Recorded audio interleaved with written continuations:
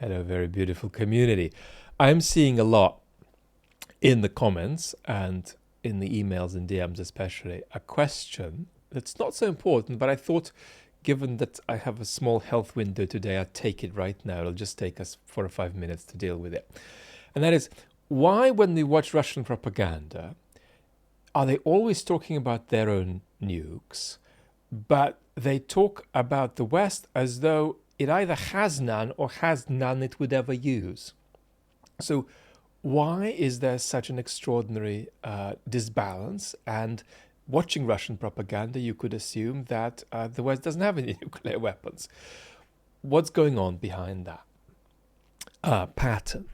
Now, I think there are two things going on that are quite uninteresting because you all know them, and then one thing that's slightly more interesting. The first thing that's going on is that they're doing blackmail, nuclear blackmail on us to undermine support for Ukraine.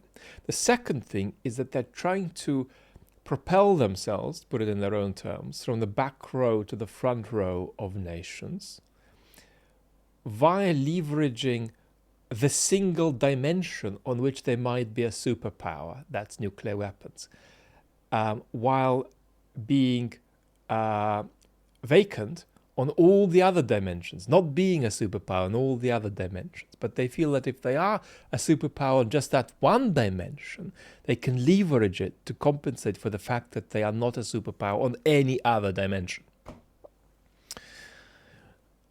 But the third reason is the most interesting one, and that's to do with the way they separate Europe from the United States. As though whatever happens in Europe nuclearly will not involve the United States nuclearly. And yes, Europe has nuclear weapons, but the sheer disbalance, between Europe's nuclear arsenal and Russia's, if you abstract away the United States, is something that they like leaning into. So would it be fair to say that they think that if they strike us, that either we won't strike them back or we will, but without the United States? I think the answer to that is neither yes nor no. It's rather that the sane version of the utterly insane Karaganov doctrine is that they won't strike us with nuclear weapons unless they feel that we wouldn't strike them back.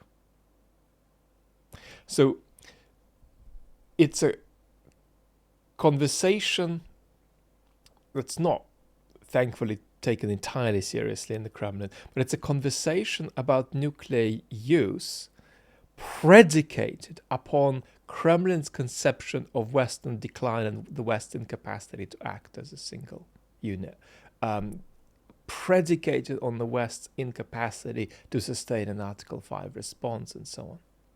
So I think that's the answer.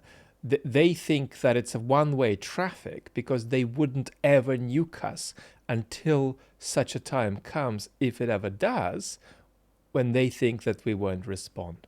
So that's the answer. It's a certain kind of theory of Western decline and Western incapacity to act as a collective force.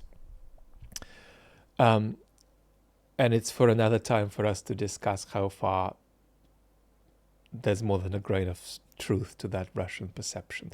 Talk much more properly. Fingers crossed tomorrow. Lots of love.